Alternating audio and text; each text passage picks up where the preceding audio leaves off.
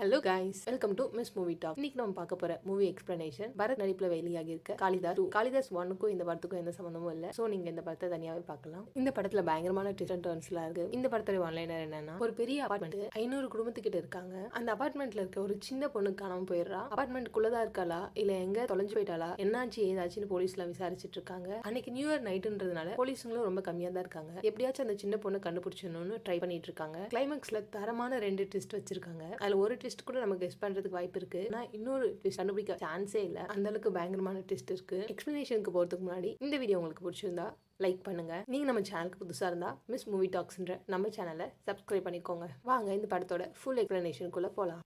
படத்தோட ஓப்பனிங்லேயே நட்ராஜ் அப்படின்னு ஒரு லாயர் காமிக்கிறாங்க. அவர் ஒருத்தரை காப்பாத்துறதுக்காக பயங்கரமா வாதாடிட்டு இருக்காரு. அவர் யாருக்கு சப்போர்ட்டிவா வாதாடிட்டு இருக்காரு அதெல்லாம் இன்னும் காமிக்கல. அப்படியே அங்கிருந்து கட் பண்ணி இப்போ நம்ம ஹீரோ காளிதாஸை காமிக்கிறாங்க. பரத் தான் இந்த ரோல் பிளே பண்ணியிருக்காரு. ஹீரோக்கு ஒரு கால் வருது. ஒரு பொண்ணு ஃபோன் பண்ணி, நானும் என் ஹஸ்பண்டும் வீட்டுல தனியா இருக்கும் போது எங்களை அட்டாக் பண்ண ஆள் வந்திருக்காங்க, ப்ளீஸ் எங்களை எப்படியாச்சும் காப்பாத்திடுங்க அப்படின்னு ஹீரோக்கு ஃபோன் வருது. ஹீரோவோ நான் இதோ வந்துட்டேன் அப்படின்ட்டு வேகமா கார்ல போயிட்டு இருக்காரு. அது ஒரு ஃபாரஸ்ட் ஏரியா மாதிரி இருக்கு. ஒரு கட்டத்துக்கு மேல மரத்தை குறுக்குல போட்டு கார் போக முடியல. போயிட்டு எப்படியாச்சும் காப்பாத்திடணும். ஸோ ஹீரோ அந்த வீட்டை நோக்கி இறங்கி ஓட ஆரம்பிச்சிடுறாரு. வீட்டுக்கிட்ட வந்த காளிதாஸ் கதவை தட்டுறாரு. அப்பன்னு பார்த்து உள்ள இருந்த ஆளுங்களாம் இறங்கி குதிச்சு ஓடிட்டு இருக்காங்க. இவர் போயிட்டு அந்த ஆளுங்களெல்லாம் அட்டாக் பண்றாரு. அவங்களுக்கும் காளிதாஸ்க்கும் ஒரு ஃபைட். அதுல காளிதாஸோடைய கையிலலாம் அடிபட்டுருது. கால் பண்ண லேடி எங்க இருக்காங்கன்னு தேடுறாரு.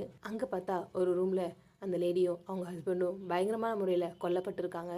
வந்தவங்க இவங்களை கொலை பண்ணிட்டு ஓடிட்டாங்க போல அப்படின்னு காளிதாஸ் நினைச்சிட்டு அந்த வீட்டை விட்டு வெளியில வர நேரத்துல பூஜை ரூம்ல ஒரு சத்தம் கேக்குது. என்னன்னு போய் பார்த்தா ஒரு ஷாக். அந்த கால் பண்ண லேடியோடைய அப்பா அந்த பூஜை ரூம்ல உட்காந்துருக்காரு.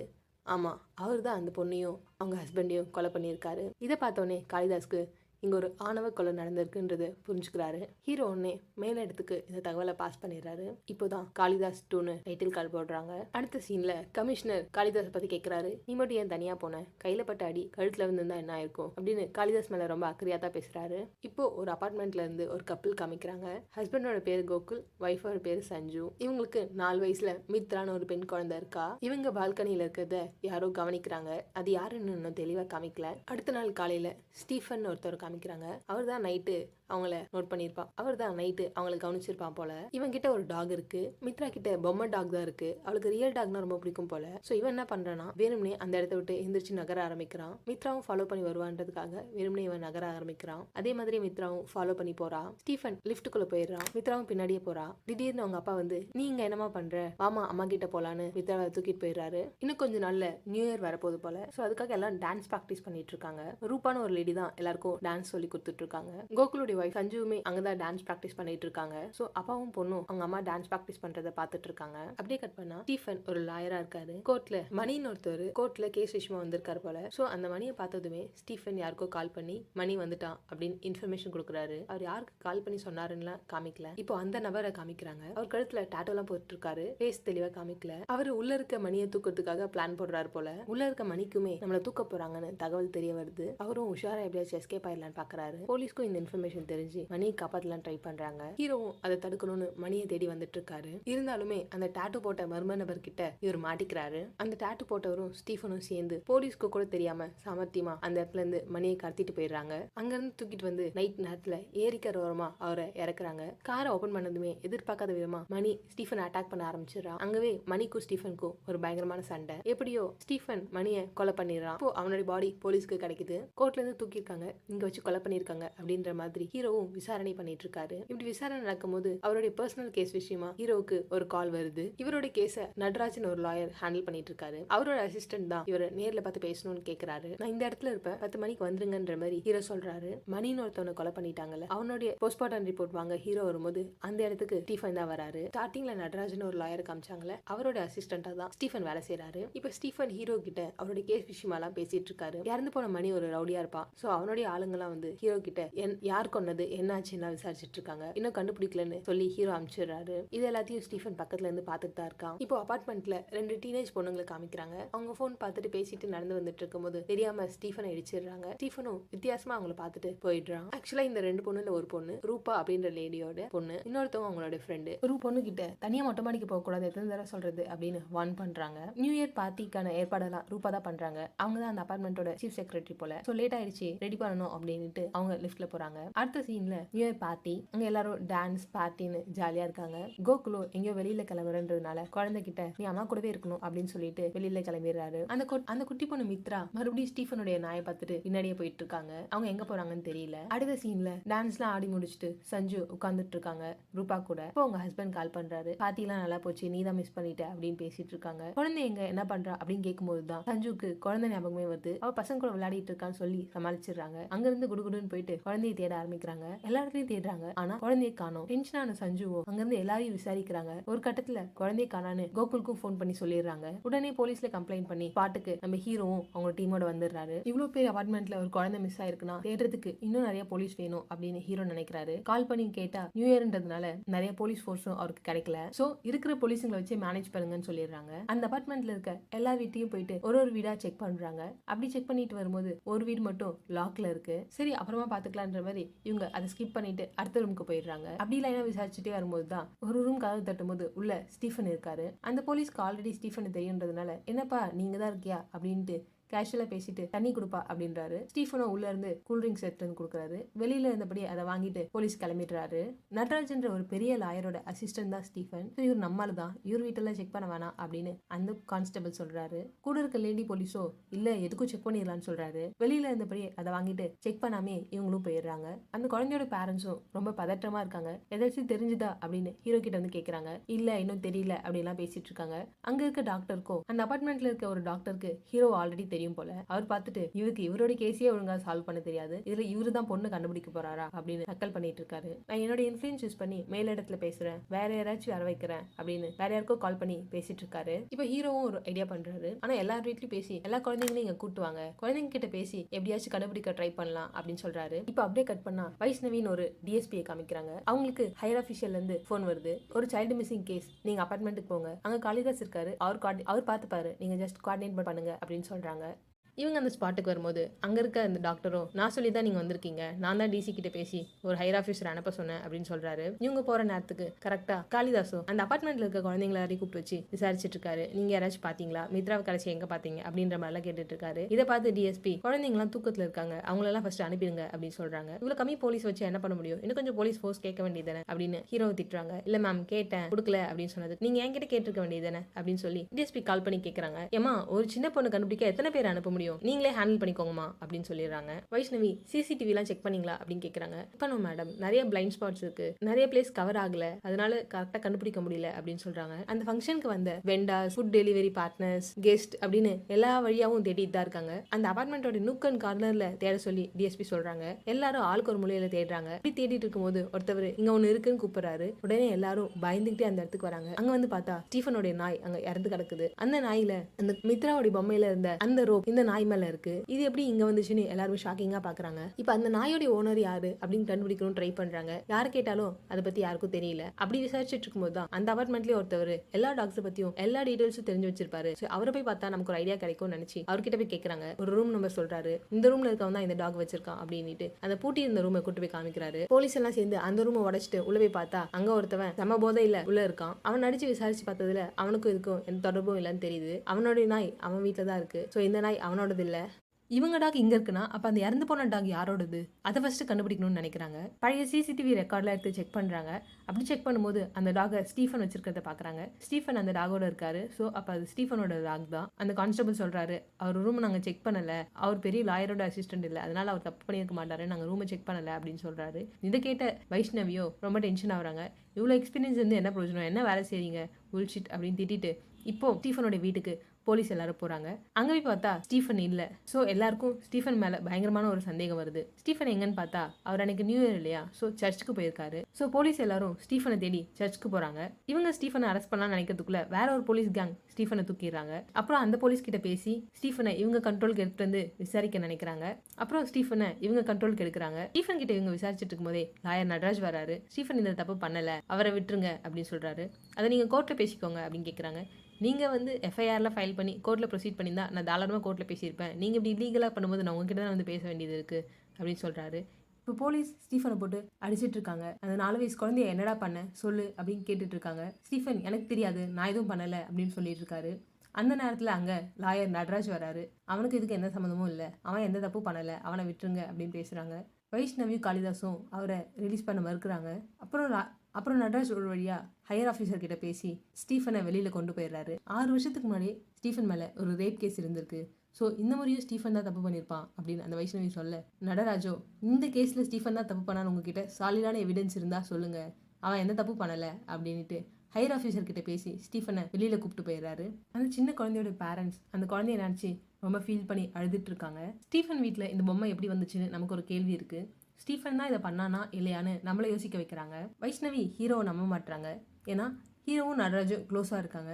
ஹீரோ தான் நடராஜ்க்கு இன்ஃபர்மேஷன் கொடுக்குறாங்க அப்படின்னு வைஷ்ணவி நம்புறாங்க. அதனால வைஷ்ணவி அவங்க ஹையர் ஆஃபீஸர் கிட்ட போயிட்டு இந்த கேஸில் காளிதாஸ் வேணாம், என்னால் அவனை மானிட்டர் பண்ணிகிட்டே இருக்க முடியாது, எனக்கு அவன்கிட்ட ட்ரஸ்ட் இஷ்யூஸ் இருக்குது அப்படின்னு சொல்கிறாங்க. அந்த ஆஃபீஸரோ நீ அவனை மானிட்டர் பண்ணணும்னு அவசியம் இல்லை, அவன் உங்களை மானிட்டர் பண்ணுறதுக்கு தான் இந்த கேஸில் போட்டிருக்கேன், நீ ஆர்வக்குளரில் எதுவும் பண்ணி தொலைச்சிடாத அப்படின்னு வைஷ்ணவியை திட்டி அனுப்பிடுறாரு. காளிதாஸ் ரொம்ப எஃபிஷியண்டான போலீஸ், அவனை கண்டிப்பாக இந்த கேஸில் வச்சுக்கோ அப்படின்னு ஹையர் ஆஃபீஸர் சொல்லி அனுப்பிச்சிடுறாரு. இவங்க இப்போ கமிஷனர் ஆஃபீஸில் பேசிகிட்டு இருக்கும்போதே ரூபா இவங்களை பார்க்கறதுக்காக கமிஷனர் ஆஃபீஸ்க்கே வந்திருப்பாங்க. என்ன மேடம் சொல்லுங்கள், நீங்கள் ஃபோன்லேயே பேசியிருக்கலாமே அப்படின்னு ஹீரோ கேட்பாரு.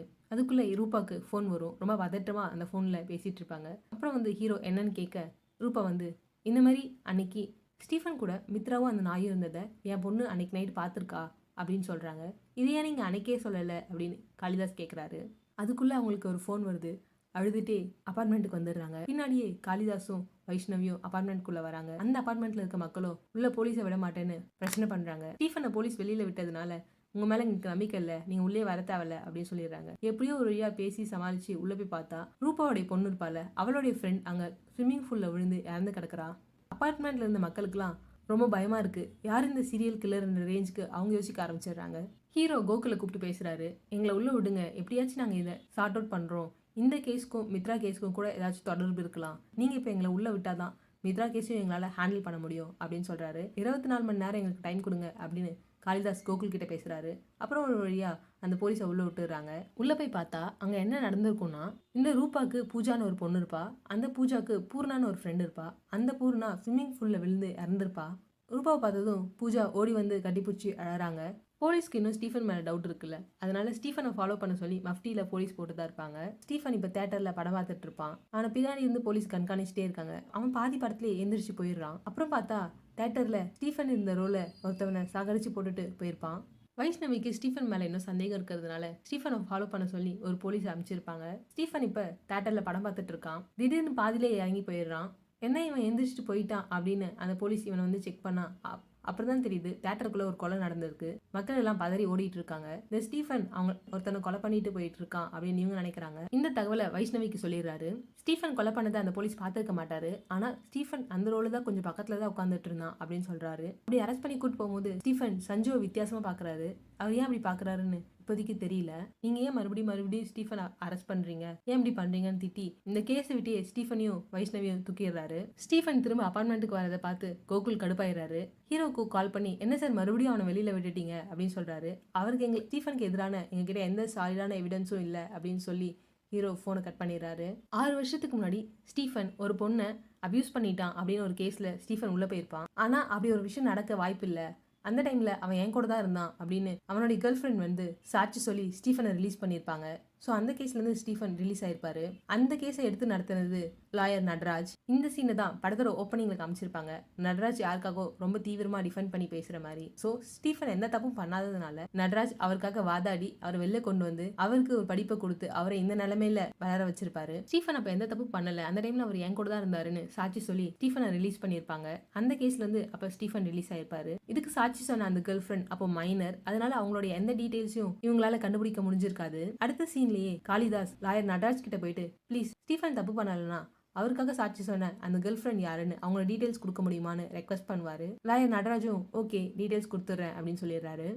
அடுத்த சீன்ல காளிதாஸும் வைஷ்ணவியும் ஸ்டீஃபனுக்காக சாட்சி சொன்ன அந்த கேர்ள் ஃப்ரெண்டை மீட் பண்ண போறாங்க. இங்கதான் ஒரு பெரிய ட்விஸ்ட். அந்த கேர்ள் ஃப்ரெண்ட் வேற யாரும் இல்லை, மித்ராவுடைய அம்மா சஞ்சு. ஆமாங்க, ரொம்ப வருஷத்துக்கு முன்னாடி ஸ்டீஃபனும் சஞ்சுவும் லவ் பண்ணியிருப்பாங்க. அவங்களும் ஃப்ளாஷ்பேக் சொல்ல ஆரம்பிக்கிறாங்க. அப்போது சஞ்சு மைனர், அவங்களுக்கு 17 வயசு தான் ஆகுது. ஸ்டீஃபனுக்கு ஒரு 21 வயசு அந்த மாதிரி ஆகுது. இவங்க 2 பேரும் பயங்கரமாக லவ் பண்ணிகிட்டு இருக்காங்க. அப்பப்போ வெளியில் வச்சு மீட் பண்ணுறது, டைம் ஸ்பெண்ட் பண்ணுறது அப்படிலாம் இருக்காங்க. ஒரு நாள் பார்க்கில் வச்சு சஞ்சுவும் ஸ்டீஃபனுக்கு ஒரு கிஃப்ட் கொடுக்குறாங்க. அப்படி நடந்து போயிட்டு இருக்க ஸ்டீஃபனை ஊர் மக்கள் எல்லாம் சேர்ந்து அடிக்கிறாங்க. ஒரு சின்ன பொண்ணுகிட்ட போய் இப்படி பண்றியேடா அப்படின்னு சொல்லி அடிச்சு இழுத்துட்டு போறாங்க. இதை பார்த்து சஞ்சுக்கு ஒண்ணுமே புரியல. இவ்வளவு நேரம் அவர் நம்ம கூட தானே இருந்தாரு அப்படின்னு அவங்க பாக்குறாங்க. இவ்வளோ நேரம் நம்ம கூட இருந்துட்டு இப்போதானே போனான். ஸோ அவன் பண்ணியிருக்க வாய்ப்பு இல்லைன்றது சஞ்சுக்கு புரியுது. அந்த டைம்ல சஞ்சு மைனர்ன்றதுனால உடனே சொல்ல பயந்துட்டு இருந்திருப்பாங்க. அந்த டைம்ல சஞ்சு மைனர்ன்றதுனால ரொம்ப பயந்துட்டு அமைதியாக இருந்திருப்பாங்க. அப்புறம் பாண்டியான்றவர் தான் வந்து உன் காதலனை காப்பாத்துறதுக்காக நீ இப்படி ஒரு விஷயத்த பண்ணுமா, நடராஜன்ற லாயர் மூலிமா ஸ்டீஃபனை நம்ம எப்படியாச்சும் காப்பாற்றிடலாம், அதுக்கு நீ வந்து சாட்சி சொல்லணும் அப்படின்னு சஞ்சு மனசை மாற்றிருப்பாரு. அதுக்கப்புறம் தான் இவங்க போய் ஸ்டேட்மெண்ட்லாம் கொடுத்துருப்பாங்க. இதுதான் நடந்துச்சுன்ட்டு சஞ்சு காளிதாஸ் கிட்ட சொல்கிறாங்க. பாண்டியாவா அது யாருன்ற மாதிரி ஹீரோ கேட்டு தெரிஞ்சுக்கிறாரு. இந்த நேரத்தில் வைஷ்ணவி என்ன பண்ணுறாங்கன்னா, ஓ உன் எக்ஸும் நீயும் சேர்ந்து தான் இப்படி ஒரு வேலையை பண்ணீங்களா, இதில் உனக்கும் சம்மந்தம் இருக்கா, நீ தான் உன் குழந்தைய கொன்னையான்ற ரேஞ்சுக்கு ரொம்ப தப்பாக பேசிட்டாங்க. இதை கேட்டு சஞ்சுக்கு ரொம்ப கஷ்டமாய் அழ ஆரம்பிச்சிடுறாங்க. உடனே கோகுல் வந்து இதை பார்த்த கோகுலோ என் ஒய்ஃப் பற்றி எனக்கு தெரியும், நீங்கள் முதல் கிளம்புங்க அப்படின்னு சொல்லி ரொம்ப கோவமாக வெளில அனுப்பிச்சிடுறாரு. ஸோ பாண்டியாவை பற்றி தெரிய வந்ததுனால சஞ்சு பாண்டியா பற்றி சொன்னதுமே பாண்டியாவை போய் நேரில் மீட் பண்ணணும்னு நினைக்கிறாங்க. பாண்டியான்றவர் கொஞ்சம் சில தப்புகளாக பண்ணியிருக்காரு. அப்பப்போ ஜெயிலுக்கு போயிட்டு வந்திருக்காரு. இப்போதைக்கு அவர் ஒரு கறி வெட்டுற தொழில் பண்ணிட்டு இருக்காரு. பாண்டியாவை வந்து மீட் பண்ணி நீ எதுக்கு ஸ்டீஃபனுக்கு ஹெல்ப் பண்ணணும்னு நினச்ச, நடராஜ் மூலிமா நீ கொஞ்சம் நல்லவனாக மாறி இருக்கன்றது எங்களுக்கு தெரியும், நீ ஏன் ஸ்டீஃபனை காப்பாற்றணும்னு நினச்ச சொல்லு அப்படின்றாங்க. ஸ்டீஃபன் ஜெயிலில் இருந்தபோது இவரும் கூட ஜெயிலில் தான் இருந்திருப்பாரு. ஒருத்தவனை பார்த்தவனே அவன் தப்பு பண்ணியிருக்கானா இல்லையா நான் கண்டுபிடிச்சிருவேன், ஸ்டீஃபன் எந்த தப்பு பண்ணலை அது எனக்கு தெரியும், அதனால தான் நடராஜ் சார் கிட்ட ஹெல்ப் கேட்டேன், நாங்கள் தான் அவனை காப்பாற்றணும் அப்படின்னு சொல்கிறாரு. அது மட்டும் இல்லாமல் அன்னைக்கு என்ன நடந்துச்சுன்னா, அன்னைக்கு நைட்டு ஒரு 3 பேர் குடிபோதையில் யூரின் பாஸ் பண்ண போயிருப்பாங்க. அப்போ அங்கே அந்த பொண்ணு இருந்ததை பார்த்து அந்த பொண்ணுக்கிட்ட தப்பாக நடந்துக்கிட்டாங்க. தெரியாமல் அந்த வழியாக போன அந்த பொண்ணு அந்த நிலைமையில இருக்கிறத பார்த்து ஹெல்ப் பண்ண தான் கிட்ட போயிருப்பாரு. இதை பார்த்த ஊர் மக்கள் ஸ்டீஃபனை தப்பாக புரிஞ்சுக்கிட்டாங்க. இதுதான் நடந்துச்சு அப்படின்னு பாண்டியா சொல்கிறாரு. இந்த 3 பேரில் 2 பேர் ஏற்கனவே நமக்கு காமிச்சிருப்பாங்க. ஒருத்தவன் கோர்ட்டில் வச்சு தூக்கியிருப்பாங்க மணி, இன்னொருத்தவன் தேட்டரில் இறந்தவன். இப்போ 3வது ஆள் மட்டும்தான் உயிரோடு இருக்கான் போல். அவங்க 3 பேர் சேர்ந்து தான் அப்படி ஒரு விஷயத்த அன்னைக்கு பண்ணிட்டு போயிடுறாங்க. அந்த வழியாக வந்த ஸ்டீஃபன் தான் மாட்டிக்கிறாரு. இதுக்கு பழி வாங்குற விதமாக அவங்க 2 பேரை சாகடிச்சிட்டு இருப்பாங்க. இன்னும் ஒரு ஆள் தான் பாக்கி இருக்காரு. ஸோ அந்த 3வது நபரையாச்சும் காப்பாற்றணுன்றது காளிதாசும் வைஷ்ணவியும் நினைக்கிறாங்க. இந்த கதையெல்லாம் தெரிஞ்ச பாண்டியா தான் லாயர் நடராஜ் கிட்ட சொல்லி ஸ்டீஃபனுக்கு ஹெல்ப் பண்ண வச்சிருப்பாரு. படத்தோட ஓப்பனிங்கில் நடராஜ் யாருக்காகவும் ரொம்ப தீவிரமாக வாதாடி இருப்பார்ல, அது ஸ்டீஃபனுக்காக தான். இப்போ அந்த 2 பேர் இறந்ததுக்கு காரணம் நீயும் ஸ்டீஃபன் தானா அப்படின்னு காளிதாஸ் பாண்டியாவை பார்த்து கேட்குறாங்க. அந்த கோர்ட் சீனில் டாட்டூ போட்ட மாதிரி ஒருத்தவங்களை காமிச்சிருப்பாங்களே, அவர் தான் இந்த பாண்டியா. இவர் நேரடியாக நாங்கள் தான் அதை பண்ணோன்றதை சொல்லாமல் அவங்களுக்கான தண்டனை அவங்களுக்கு கிடச்சிச்சுன்ற மாதிரி சொல்லி விட்டுறாரு. ஏசி வைஷ்ணவியோ ஸ்டீஃபனை பிடிக்கிறதுக்கு இது ஒரு ட்ராப்பாக யூஸ் பண்ணிக்கணும்னு நினைக்கிறாங்க. அந்த 3வது ஆள் பேர் குணா. அந்த குணாவை வச்சு ஸ்டீஃபனை பிடிக்கணும் அப்படின்னு வைஷ்ணவி பிளான் பண்ணுறாங்க. ஸ்டீஃபன் சர்ச்சுக்கு போகிறாரு. அங்கே அந்த குணாவை கொலை பண்ணலான்னு பிளான் பண்ணி வச்சிருக்கு. பாண்டியாவை ஃபோன் பண்ணி நம்ம ஆளுங்க பார்த்துப்பாங்க, நீ முதல் கிளம்பு அப்படின்னு சொல்லிடுறாரு. இதுக்கு நடுவில் காளிதாஸ் போயிட்டு ஸ்டீஃபனை தடுக்கிறாரு. அப்போது காளிதாஸ்க்கும் ஸ்டீஃபனுக்கும் ஒரு ஃபைட்டோட எண்டில் ஸ்டீஃபன் வைஷ்ணவி உனக்காக ஒரு ட்ராப் வச்சிருக்காங்க, அதில் போய் மாட்டிக்காத அப்படின்னு சொல்கிறாரு. நீங்களும் அவங்களுடைய ஆள் தானே அப்படின்னு ஸ்டீஃபன் கேட்க, இல்லை நான் இப்போ உன்னை காப்பாற்ற தான் வந்திருக்கேன் அப்படின்னு சொல்லி ஸ்டீஃபனுக்கு புரிய வைக்கிறாரு. அப்புறம் தான் ஸ்டீஃபன் நடந்த எல்லாத்தையும் காளிதாஸ் கிட்ட சொல்ல ஆரம்பிக்கிறாரு. அந்த கேஸ்லேருந்து ஸ்டீஃபன் வெளியில் வர்றதுக்குள்ளாரே சஞ்சுவுக்கு கல்யாணம் ஆயிருந்திருக்கும். சஞ்சுவையும் அவ குழந்தையும் அட்லீஸ்ட் தூரத்துல இருந்தாவது பார்க்கலான்றதுக்காக தான் இந்த அப்பார்ட்மெண்ட்க்கு ஸ்டீஃபன் குடி வந்திருப்பாரு. அன்னைக்கு நியூ இயர் நைட் அன்னைக்கு அந்த குழந்தை ஸ்டீஃபனுடைய நாய் பார்க்க ஸ்டீஃபனுடைய வீட்டுக்கு வந்திருக்கும். ஸ்டீஃபனும் அந்த குழந்தைகிட்ட பேசிட்டு இருந்துட்டு நாய் நீயே வச்சுக்கோன்னு சொல்லி கொடுத்துருவாரு. அப்படிதான் அந்த குழந்தையோட பொம்மையில இருந்த கயிறு நாய்க்கு வந்திருக்கும். ஸ்டீஃபன் தான் அதை மாற்றி போட்டிருப்பாரு. அங்கேருந்து அந்த குழந்தை அந்த நாயை கூட்டிகிட்டு வெளியில் வருவா. இது எல்லாத்தையும் ஸ்டீஃபன் காளிதாஸ் கிட்ட சொல்கிறாரு. இதெல்லாம் ஏன் நீ முன்னாடியே சொல்லலைன்னு காளிதாஸ் கேட்க, நீங்கள் எங்கே சார் அதுக்கான வாய்ப்பை கொடுத்தீங்க, நீங்கள் எங்கே சார் இதுக்கான வாய்ப்பை எனக்கு கொடுத்தீங்க, நீங்களே ஒரு பதிலை முடிவு பண்ணி தானே என்னை அரெஸ்ட் பண்ணீங்க அப்படின்னு ஸ்டீஃபன் சொல்கிறாரு. கொஞ்ச நேரம் கழிச்சு எல்லாரும் அந்த குழந்தைய பதற்றமாக தேடும்போது அதை பார்த்துட்டு ஸ்டீஃபனுக்குமே ரொம்ப ஷாக் ஆகிருக்கும். நம்ம தானே அந்த குழந்தைய அனுப்பி வச்சோம், எங்கே போயிருக்கோம் அந்த குழந்தைன்னு இவரும் ஒரு பக்கம் தேடி தான் இருப்பார். இவரும் ரொம்ப கவலையாக தான் இருந்திருப்பார்.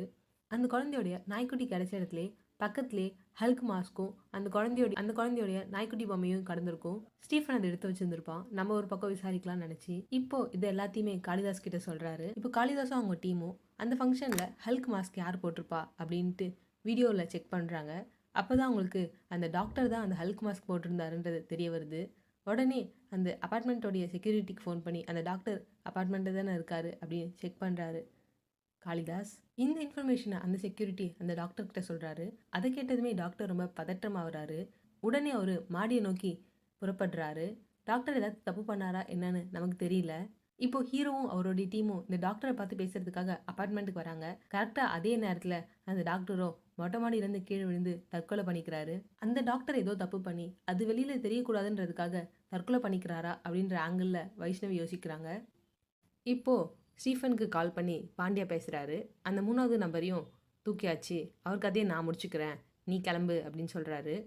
ஃப்ளாஷ்பேக்கில் தப்பு பண்ண 3 பேருடைய கதையுமே இவங்க முடிச்சுட்டாங்க. இப்போ ஸ்டீஃபன் அந்த வீட்டை காலி பண்ணிட்டு கிளம்பிடலான்னு நினச்சி பொருள்லாம் எடுத்து வைக்கும்போது அந்த சின்ன பொண்ணு கையில் ஒரு பொம்மை வச்சுருந்தால அந்த நாய்க்குட்டி பொம்மையில் ஆட்டோ ரெக்கார்ட் ஆப்ஷன் இருக்கும். அதில் இப்போ தானும் ஏதோ ப்ளே ஆகிட்டுருக்கு. அதை கேட்ட ஸ்டீஃபன் ஷாக் ஆகுறாரு. அதே போல் கமிஷனர் ஆஃபீஸில் வைஷ்ணவி கூட பேசிக்கிட்டே வரும்போது காளிதாஸ்க்கு ஒரு விஷயம் ஸ்ட்ரைக் ஆகுது. அன்றைக்கி நைட்டு ஸ்டீஃபன் கூட அந்த சின்ன பொண்ணு போனதை என் பொண்ணு பார்த்தா அப்படின்னு அவங்க அம்மா வந்து சொன்னாங்க. அதை அவர் யோசிக்கிறாரு. அது எப்படி 2 பேரும் ஒன்றா பார்த்துருக்க முடியும்? ஸ்டீஃபனும் அவங்களும் ஒன்றா போகலையே, ஸ்டீஃபனை பார்க்க அந்த பொண்ணு தனியாக தானே போனாங்க அப்படின்னு இவர் யோசிக்கிறாரு. இப்போ அந்த ரூபான்ற லேடி எங்கன்னு விசாரிக்கும் போது அவங்க கெஸ்ட் ஹவுஸ்க்கு போயிருக்காங்கன்னு தெரிய வருது. இப்போ காளிதாசுமே அவங்கள பார்க்கறதுக்காக வேகமாக கார் எடுத்துகிட்டு கிளம்புறாரு. அந்த கெஸ்ட் ஹவுஸ்க்கு போகிறாரு. அது ஒரு ஃபாரஸ்ட் ஏரியா மாதிரி இருக்குது. உள்ளே ஒரு பெரிய ஃபார்ம் ஹவுஸ் மாதிரி இருக்குது. அங்கே போயிட்டு ரூபா எங்கன்னு தேடுறாரு. இவர் வருவாருன்னு முன்னாடியே கெஸ் பண்ண ரூபா இவருக்கும் ஒரு டீ போட்டு வச்சுட்டு ரெடியாக உட்காந்துருக்காங்க. நீங்கள் ஏதோ தப்பு பண்ணியிருக்கீங்க, ஏன் மறைக்கிறீங்க, என்னன்னு சொல்லுங்க அப்படின்னு ஹீரோ கேட்குறாரு. நான் சொல்லிடுறேன் அப்படின்னு ரூபாவும் சொல்ல ஸ்டார்ட் பண்ணுறாங்க. நியூ இயர் நைட் அன்னைக்கு இவங்களாம் டான்ஸ் பண்ணுறத வீடியோ எடுக்கலான்றதுக்காக ரூபாவுடைய பொண்ணு பூஜாவும் அவங்க ஃப்ரெண்டு பூர்ணாவும் மொட்டை மாடிக்கு போயிருப்பாங்க. அங்கே போயிட்டு வீடியோவும் எடுத்துகிட்டு இருப்பாங்க. குடிபோதையில் இருக்க பேச்சுலரில் ஒருத்தவன் மாடியில் தான் இருக்கான். அந்த பொண்ணுங்க கிட்ட அவன் மிஸ்பிஹேவ் பண்ண ட்ரை பண்ணுறான். அவன்கிட்ட அவனுடைய நாய் இருக்குது. என்னுடைய நாயை நீங்கள் அன்றைக்கி ஃபோட்டோ எடுத்து போட்டிங்கல்லன்ற மாதிரி கேட்குறான். ஆமாம், க்யூட்டாக இருந்துச்சு, அதான் ஃபோட்டோ எடுத்தோன்னு அவங்களும் சொல்கிறாங்க. என்னோடய டாக் உங்களுக்கு பிடிச்சிருக்கா, அப்போ என்னோடய டாக் கூட விளையாடுங்கன்ற மாதிரி அந்த நாயை அவங்களுடைய ஃபேஸ் கிட்ட காமிச்சு அந்த பொண்ணுங்களை ரொம்ப பயமுறுத்துறான். இவங்களை ரொம்ப இரிட்டேட் பண்ணிவிட்டு ஒரு ஸ்டேஜில் இங்கேருந்து அவன் கிளம்பிடுறான். இதனால பூஜாவும் அங்கே ரொம்ப அப்செட் ஆகிட்டு உட்காந்துட்டு இருக்காங்க. அவங்க அம்மா வந்து என்னன்னு விசாரிக்கும் போது பூர்ணா தான் நடந்த எல்லாத்தையுமே சொல்கிறாங்க. அதனால அவங்க அம்மா அந்த பேச்சுலர் கிட்ட போயிட்டு தட்டி கேட்க போகிறாங்க. அப்படி தட்டி கேட்கலான்னு போகும்போது அந்த சின்ன பொண்ணு மித்ரா கிட்ட அந்த டாக் இருக்குது. இந்த டாக் வந்து ஸ்டீஃபனோட டாகு. ஆனால் ரூபா வந்து இது அந்த பேச்சுலரோட டாக்னு நினச்சி தப்பாக புரிஞ்சுக்கிறாங்க. அந்த பேச்சுலர் மேலே இருந்த கோவத்தில் இந்த டாகை தூக்கிட்டு மொட்டை மாடிக்கு வராங்க. பின்னாடியே பூர்ணா மித்ராவை தூக்கிட்டு வராங்க. இந்த டாக் அந்த பேச்சுலரோடதுன்னு நினச்சி அவனை பழிவாங்கிற விதமாக இந்த டாகை பேச்சுலர் மேலே இருந்த கோவத்தில் இந்த டாகை மொட்டை மாடியிலேருந்து கீழே தூக்கி போடுறாங்க. அந்த நேரத்தில் அந்த டாகோடைய கயிறை மித்ரா எட்டி பிடிச்சிடுறா. அதனால அவளும் மாடியிலேருந்து கீழே விழுந்துடுறா. பூர்ணா தான் மித்ராவை கையில் வச்சுருந்தாங்க. ஸோ அவங்க ரொம்ப ஸ்ட்ராங்காக பிடிக்காததுனால மித்ராவும் கீழே விழுந்துடுறாங்க. இது தெரிஞ்சதுமே ரூபாக்கும் பூர்ணாக்கும் ரொம்ப ஷாக் ஆயிடுது. எப்படியாச்சும் இதை மறைக்கணும்ன்ட்டு ரூபா முடிவு எடுக்கிறாங்க. அந்த சின்ன பொண்ணுடைய பாடி இருக்குல்ல, அந்த சின்ன பொண்ணுடைய பாடியை ஒரு சூட்கேஸில் போட்டு பிளைண்ட் ஸ்பாட், அதாவது கேமராவில் கவர் ஆகாத இடம் வழியாக போயிட்டு இவங்க அந்த அப்பார்ட்மெண்ட்டுக்கு வெளியில் இருக்க ஏரியாவில் வச்சுருவாங்க. காலையில் இவங்க தான் அந்த பாடி அங்கே இருக்குன்ற மாதிரி போலீஸ்கிட்ட சொல்லியிருப்பாங்க. ஆனால் அந்த பூர்ணா அங்கே பயந்துகிட்டே இருக்கா. ஆன்ட்டி எனக்கு பயமாக இருக்குது, போலீஸ்கிட்ட சொல்லிடலான்ற மாதிரி பூர்ணா அங்கே பயந்துகிட்டே இருக்கா. ஸோ இவ கதையை முடிக்கணுன்ற மாதிரி இவங்க தான் அவளை தண்ணியில் முக்கி சாவடிச்சிருப்பாங்க. இதில் எப்படியாச்சு ஸ்டீஃபனை மாட்டி விட்டுறணுன்றதுக்காக தான் ஸ்டீஃபன் மேலே பழி போடுற மாதிரி சில விஷயங்களை இவங்க பண்ணியிருப்பாங்க. இதுதான் நடந்துச்சுன்ற மாதிரி இவங்க கிட்ட சொல்கிறாங்க. கொஞ்ச நேரம் இரு, நானே வந்துடுறேன் அப்படின்ற மாதிரி உள்ளே போகிறாங்க. உள்ளே போனவங்க கொஞ்சம் நேரத்தில் காணாமல் போயிடுறாங்க. அவங்கள தேடி ஹீரோவோ பின்னாடியே போகிறாரு. என்ன பண்ணுறாங்கன்னு பார்த்தா ஒரு ரூம்குள்ளே போய் கதவை சாத்திடுறாங்க. இவரும் ஜன்னல் வழியாக போய் அவங்க என்ன பண்ணுறாங்கன்னு பார்க்குறாரு. கதவை சாத்தினவங்க பெட்டில் படுத்துட்ருக்க அவங்க பொண்ணையும் அவங்களையும் கொளுத்திக்கலான்ற மாதிரி பற்ற வச்சிட்ருக்காங்க. ஹீரோவும் எவ்வளோ ட்ரை பண்ணுறாரு காப்பாற்றுறதுக்கு. ஆனால் ஹீரோவால் ரூபாவை காப்பாற்ற முடியல. ஸோ வேகமாக உள்ளே போயிட்டு பெட்டில் படுத்துட்டு இருந்த அந்த பொண்ணை மட்டும் தூக்கிட்டு வெளியில் வந்துடுறாரு. அந்த பொண்ணை காப்பாற்றி காரில் கூப்பிட்டு போயிட்டுருக்காரு. அப்போது ஸ்டீஃபன் கிட்டேருந்து காளிதாஸ்க்கு கால் வருது. இப்போது ஸ்டீஃபன் ரொம்ப ஷாக்கிங்கான ஒரு விஷயத்த சொல்கிறாரு. அதை கேட்டு ஹீரோடைய முகம் மாற ஆரம்பிக்குது. ஸ்டீஃபன் கண்டுபிடிச்சதை இப்போ தான் நமக்கு காமிக்கிறாங்க. அந்த பொம்மையில் ஆட்டோமேட்டிக் ரெக்கார்டிங் இருக்கும். கொஞ்சம் ஃபோர்ஸாக கீழே விழுந்தால் அந்த ரெக்கார்டிங் ஆரம்பிச்சிடும் போல். அப்படி ரெக்கார்டான விஷயம் ப்ளே ஆகிட்டுருக்கு. இந்த வாய்ஸ் நம்ம எங்கேயோ கேட்டிருக்குமே அப்படின்னு யோசிக்கிறாரு ஸ்டீஃபன். அப்போ தான் அந்த பூஜாவோட வாய்ஸ்னு அவருக்கு ஞாபகம் வருது. ஏன்னா பூஜா அன்னைக்கு இடிச்சிட்டு சாரி சொல்லிட்டு போனாங்கல்ல, ஸோ அது அந்த வாய்ஸ் தானே அப்படின்னு யோசிக்கிறாரு. இப்போ தான் என்ன நடந்துச்சுன்றதை நமக்கு தெளிவாக ரிவீல் பண்ண ஆரம்பிக்கிறாங்க. சிலர் நாயை காமிச்சு கிண்டல் பண்ணதில் பூஜா செம காண்டா இருப்பா. கீழே இறங்கி வந்துட்டு இருக்கும்போது மித்ரா ஒரு நாய் வச்சுட்ருக்கா. அதை பார்த்து இந்த நாய் ஏதுன்னு கேட்கும்போது அங்கிள் கொடுத்தாங்க அப்படின்னு சொல்கிறா மித்ரா. இதை பார்த்தோன்னே பூஜா என்ன நினச்சிக்கிறாங்கன்னா அந்த பேச்சுலர் தான் இந்த நாயை மித்ரா கிட்ட கொடுத்துருக்கோம் அப்படின்னு நினச்சி பூஜா அந்த நாயை தூக்கிட்டு மாடிக்கு போகிறாங்க. பின்னாடி பூர்ணாவும் மித்ராவை தூக்கிட்டு போகிறாங்க. இப்போது அந்த நாயை மாடியிலேருந்து பூஜா தான் தூக்கி கீழே போட்டிருப்பாங்க. டாகுன்ட்டு மித்ராவும் அந்த நாயோட கயிறை பிடிச்சி அவங்களும் மேலேருந்து ஸ்லிப் ஆகி கீழே விழுந்துருவாங்க. இதை பார்த்த பூஜாக்கு என்ன பண்ணுறதுனே புரியல. பூஜா நாயை தூக்கி கீழே போட்டதுமே டாகுன்ட்டு மித்ரா எட்டி நாயோட கயிறை பிடிச்சிருவாங்க. ஸோ அவங்களும் மாடியிலேருந்து ஸ்லிப் ஆகி கீழே விழுந்துருவாங்க. இதை பார்த்ததுமே பூஜாக்கு என்ன பண்ணுறதுனே புரியல. இந்தம்மா ஹல்க் மாஸ்க் வச்சுக்கோன்னு கொடுத்துட்டு போயிருப்பாரு. ஸோ ஹல்க் மாஸ்க்கு இந்த பொண்ணுக்கிட்ட தான் இருந்திருக்கும். இந்த பொண்ணு தான் அதை அங்கே வச்சிருப்பா போல். ஆக்சுவலாக இந்த பொண்ணுக்கு பாடியை மறைக்கலாம் தெரியல. பாடியை எடுத்துட்டு வந்து வீட்டுக்குள்ளேயே வச்சுட்டா. ரூபா இதை பார்த்து ஷாக் ஆகிடுறாங்க. அம்மா தெரியாமல் பண்ணிட்டேன் அப்படின்னு பூஜா அழுறாங்க. அவங்க அம்மாவுக்குமே என்ன பண்ணுறதுன்னு தெரியாமல் அவங்களும் அழுதுட்டே அவங்க தான் இப்படி ஒரு காரியத்தை பண்ணியிருக்காங்க. அம்மா தெரியாமல் பண்ணிட்டேம்மான்னு பூஜா அம்மா தெரியாமல் பண்ணிட்டேம்மா ஹெல்ப் பண்ணுங்கன்னு பூஜா அழறா. ஸோ பொண்ணுக்காக இப்படி ஒரு விஷயத்த பண்ணலான்ட்டு இவங்க தான் லக்கேஜில் போட்டு எடுத்துகிட்டு போயிட்டு அங்கே வச்சுருப்பாங்க. ஒரு கட்டத்தில் இவங்களும் நம்ம பொண்ணு தான் பண்ணான்றதை சொல்லிடலாமான்ற மாதிரி யோசிச்சுட்டு இருக்காங்க. பூஜாவும் பூர்ணாவும் ரொம்ப பயந்துட்டு இவங்ககிட்ட பேசிகிட்டு இருக்கும்போது போலீஸ்கிட்ட சொல்லிடலான்னு பூர்ணா சொல்கிறாங்க. அதை கேட்டு அதெல்லாம் நான் பார்த்துக்கிறேன், நீ வெயிட் பண்ணுமான்னு சொல்கிறாங்க. இதை கேட்ட பூஜாவோ பூர்ணா எங்கே போலீஸ்கிட்ட சொல்லிடுவாளோன்னு பயந்து பூஜா தான் பூர்ணாவை ஸ்விம்மிங் பூலில் தள்ளி விட்டுருப்பாங்க. ரூபாவும் பூஜாவை மாட்டி விட்டுறலான்ற மாதிரி தான் அன்றைக்கி போலீஸை பார்க்க வந்திருப்பாங்க. ஆனால் அவங்க பொண்ணு இருக்கால, நீங்கள் இதை பற்றிலாம் சொன்னீங்கன்னா நான் செத்துருவேன் அப்படின்ற மாதிரி பிளாக்மெயில் பண்ணியிருப்பா. பூர்ணா எங்கே சொல்லிடுவாளோன்றதுக்காக பூர்ணாவை பூஜா தான் ஸ்விம்மிங் பூலில் தள்ளி விட்டுருப்பா. இதனால தான் சொல்ல வந்தது சொல்லாமல் ஸ்டீஃபன் தான் அந்த பொண்ணை கூப்பிட்டுட்டு போனான்ற மாதிரி இவங்களும் போய் சொல்லிட்டு போயிட்டு இருப்பாங்க. ஸ்டீஃபன் தான் அந்த பொண்ணை கூப்பிட்டுட்டு போனான்ற மாதிரி சொல்லியிருப்பாங்க. அப்படி மாடியிலேருந்து இவ தூக்கி போடலான்னு நினைக்கும் போது அந்த பொம்மை ஆன் ஆகி இவ பேசுறது எல்லாமே ரெக்கார்ட் ஆகியிருக்கும். இல்லை நான் பண்ணதா போகிறேன் அப்படின்ற மாதிரி சொல்லி இவ தூக்கி போட்டிருப்பா. அது அந்த ரெக்கார்டிங்கில் ரெக்கார்ட் ஆகிருக்கும். அந்த பொம்மையில் இந்த ரெக்கார்டிங்கை ஸ்டீஃபன் கேட்டதுக்கப்புறம் ரூபாவை பார்க்கறதுக்காக இந்த கெஸ்ட் ஹவுஸ்க்கு வந்திருப்பாரு. ஆனால் பூஜாவோ அம்மா இங்கே தான் இருக்காங்கன்னு சொல்லி ஸ்டீஃபனை ஏமாற்றி கூப்பிட்டு வந்து ஒரு மோட்டார் ரூமில் வச்சு அடைச்சி வச்சிருவா. இங்கேருந்து தான் ஸ்டீஃபன் இப்போ காளிதாஸ்க்கு ஃபோன் பண்ணியிருப்பாரு. ரூபா அவங்களும் அவங்க பொண்ணையும் சேர்த்து தான் சாகடிக்கணும்னு நினச்சிருப்பாங்க. அதனால தான் 2 பேரும் சேர்ந்து எரிஞ்சிடலான்ட்டு ரூமை லாக் பண்ணிட்டு பற்ற வச்சிருப்பாங்க. ஆனால் எதிர்பாராத விதமாக ஹீரோ வந்து அந்த பொண்ணை காப்பாற்றிடுவார். இப்போ ஸ்டீஃபன் மூலயமா இந்த பொண்ணு தான் எல்லாத்தையும் பண்ணியிருக்கான்றது காளிதாஸ்க்கு தெரிய வந்துடுது. இந்த நேரத்தில் அந்த பொண்ணும் கண்ணை முழிச்சு ஒரு வில்லத்தனமான சிரிப்பு சிரிக்கிறா. இந்த சீன்லேயே இந்த படத்தை முடிச்சிடுறாங்க. இதுக்கு பின்னாடி ரூபா இருப்பாங்கன்னு கூட நம்மளாம் கெஸ் பண்ணியிருப்போம். ஆனால் ரூபாவோடைய பொண்ணு இருப்பாங்கன்றது கெஸ் பண்ணியிருக்கிறதுக்கு சான்ஸ் ரொம்ப கம்மி தான். நீங்கள் யாராக இருக்குன்னு கெஸ் பண்ணீங்க அப்படின்னு கமெண்ட் செக்ஷனில் சொல்லுங்கள். இந்த படத்துக்கு நான் கொடுத்த வாய்ஸ் ஓவர் பிடிச்சிருந்தா லைக் பண்ணுங்கள். தேங்க்ஸ் ஃபார் வாட்சிங்.